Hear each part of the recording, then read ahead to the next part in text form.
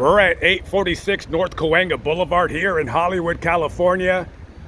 This place right here, many moons ago, this used to be the exact location where a little television program called I Love Lucy was filmed for the last 4 seasons of the show. It was filmed at what once was Desilu Studios, right here in this very building. It's hard to believe that show was only on for 6 seasons. Every time I read that online, I'm just baffled. I keep thinking that show was on for like 15 years. You know, it was on, you know, through reincarnations, the Lucy show or what have you. So probably together they were on TV for about that time. So today we're going to talk about the sad death of William Frawley and how he went out. So we're going to talk a little bit of history on how he got started. We're going to visit the Walk of Fame on the Hollywood Boulevard. We're going to see his star and the location of where he tragically died of a massive heart attack not very far from his star on Hollywood Boulevard. Let's get right into the video. Contrary to popular belief, William Frawley at the time of his death did not live at the Knickerbocker Hotel. He lived here at the El Royale, 450 North Rossmore, about 3 miles or so away from Hollywood Boulevard. And this building has had a lot of famous Hollywood celebrities live here. Clark Gable, Cameron Diaz, Nicolas Cage, amongst many people. Now, if you're thinking about renting an apartment here, you better open up that wallet, my friend, because a 400 square foot box of an apartment with barely a kitchen and a bathroom will set you back about $2,800 a month. You want a 1-bedroom, you say? That's $4,000. Oh, you have a roommate? You need a 2-bedroom, 2-bath? $6,000. And that penthouse up top there, don't even think about it. If you're not pulling in at least $250,000 a year to pay that $25,000 of rent. Oh, wait, what's that? Oh no, it's gone up another $3,000, $28,000. Penthouse up top. Hey, save your money, just buy a home. Buy a home in West Virginia. It's a nice state. So we're currently in Hollywood and we're on our way to the death location and final resting place of William Frawley. So William was born February 26, 1887 in Burlington, Iowa.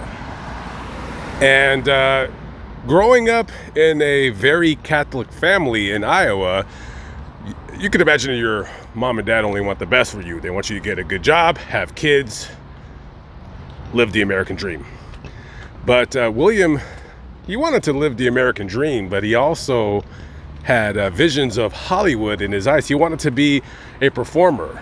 And back in those days, the vaudeville circuit was very popular because people didn't have televisions. People didn't go to the movies very much because the movies wasn't really a thing. There was no voices in those movies. Everything was silent pictures. So he tells his mom he wants to be a performer, an actor, a singer. And his mom's like, you're crazy. You're gonna go to hell. That is a one-way ticket to hell if you want to become an actor. Or nowadays, a YouTuber. So he says, okay, whatever. So, he wants to please his mother.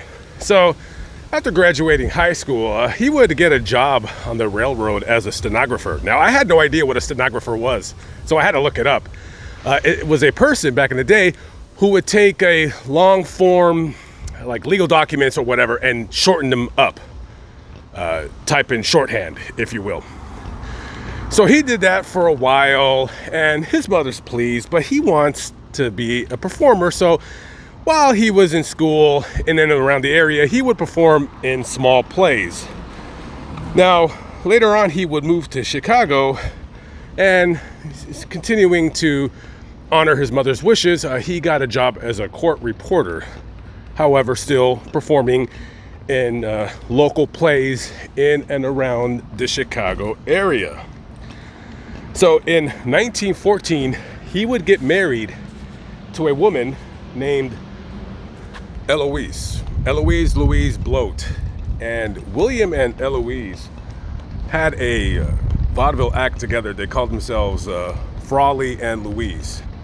And they would stay married for about maybe 11 years, and they would get divorced in 1927. Now, it's not clear exactly why the pinpoint reason of their divorce is, but basically you're going to learn that in this video, that William wasn't a super nice guy. Now, I'm not saying that by any stretch of the imagination that he was an a-hole, if you will, but throughout the course of his career, he was kind of deemed as a kind of a difficult person to work with, and it was exacerbated because he had developed a taste for alcohol. And on certain movies that he would work on throughout his career, he wouldn't come necessarily drunk, but he would come having already drank alcohol. Now, during William's illustrious career, spanning over 100 films in 35 years, he has many movies and plays, TV shows to his credit. Of course, I mean, practically everybody knows him as playing Fred Mertz on I Love Lucy, and he also played the grandfather on My Three Sons. Now, when William was a younger man, he decided that he wanted to head out west to be a performer. He wanted to be an actor. I don't know why he stopped in Denver, though. That is kind of odd to me, but so he stops in Denver and he gets a job at a cafe where he would sing. And while he's at this cafe, he would link up with a piano player named Franz Rath. So they did their thing, basically singing and doing comedy. And then finally, William packs up his bags and heads out to Hollywood. And like I said, over the course of 35 years, he's been in about 100 films. And during those 100 films, he's, again, developed a kind of a not so good, I guess not so good reputation. That's what I wanted to say, reputation. Any normal YouTuber would have just spliced that video together and just cut that out. I'd rather just stop and gather my thoughts. His reputation is not the greatest. You're not getting the same roles as an actor when you're in your early 60s at this point in your life versus if you're in your 20s and your 30s. So back in 1951, Desi Arnaz and his wife Lucille Ball, they're developing this TV show that I don't know if you guys have heard about. It's called I Love Lucy. And so they're developing these two characters that would be the landlords of the apartment where Lucy and Desi lived. Now, Desi, he had the idea to hire his friend William Frawley. He thought he would be perfect for the role as the kind of the old cantankerous landlord. But the CBS executives, they did not want this guy to play the role. Well, because, you know, just the whole bad thing about the bad reputation of him showing up to work drunk, skipping days, slurring his lines when he would show up to work too drunk. So they didn't want him, but Desi insisted that this man be Fred Mertz. Now, Desi is willing to give William a chance to prove him wrong to the execs and say that this guy is going to make it work.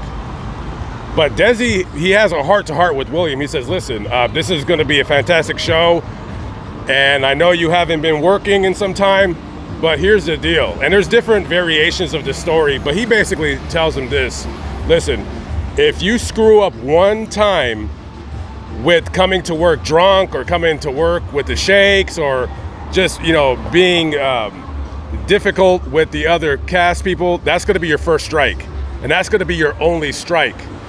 So let's not mess things up. Let's make this work. And let me tell you something. I don't know exactly what was said in that meeting, but William made it work.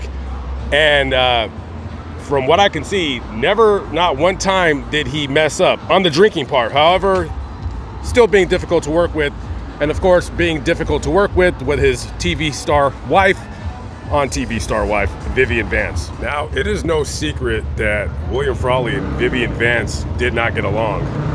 Other than his drinking and him just being kind of like a not so nice person to work with, he was known as, I guess, a male chauvinist. He believed, because he was born in 1887, so he believed that a woman's place was in front of a hot stove and pregnant, even though he never had kids himself.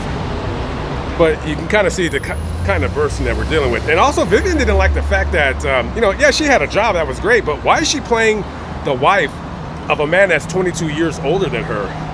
At the time when the I Love Lucy show started, Vivian Vance was 42 and William was 64. So that was kind of weird to her.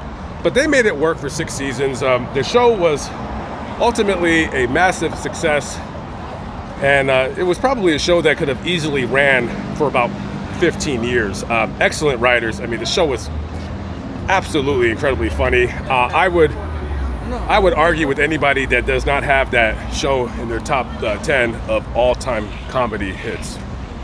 So when the show ended in 1957, they had approached Vivian Vance. I don't know why she said no, but they approached Vivian Vance about doing a spinoff with her and William. I don't know what the show would have been called, the Mertz's or something. But she did not want to work with that guy because she couldn't stand William. She couldn't stand that guy. And also, she felt that the show would tank if Lucy and Ricky weren't in it. So no show, and I totally disagree with that. I totally see this show having been a success as long as they kept the same writers, or at least most of the writers anyways. But she said no to the idea, and that was it. And William would go on to play on My Three Sons. He played there for about maybe 5 seasons, and ultimately at the end of the day had a pretty damn successful career. This clip right here would be the final television appearance that William Frawley would ever make. This was an episode of The Lucy Show that aired on October 25th, 1965, and he would be dead of a massive heart attack about 6 months later. So on March 3rd, 1966, just 5 days after his 79th birthday, William Frawley was walking on this very street where I'm at right now, and he was standing in front of the Knickerbocker Hotel, and this is where he basically dropped dead of a massive heart attack. They carried him inside to the hotel, and in a sense, this is the very location where he died, right here. Coincidentally enough, William died barely half a block from his star on the Hollywood Walk of Fame. That would be the hotel right in the middle of your screen where he died. I mean, you could basically almost throw a football and hit the building from here. This right here is the Church of the Blessed Sacrament, and not too far from where William died and his Hollywood star on the Walk of Fame, a 10-minute walk to this church where his funeral took place.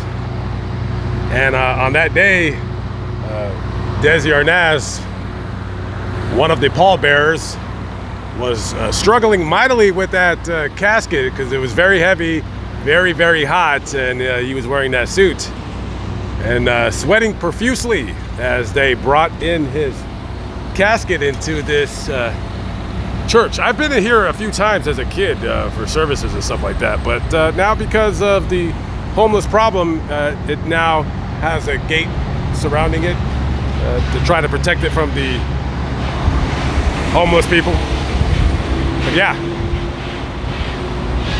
just a little bit of history here. And this is William's final resting spot in loving memory. And he's buried next to his brothers, John and Paul.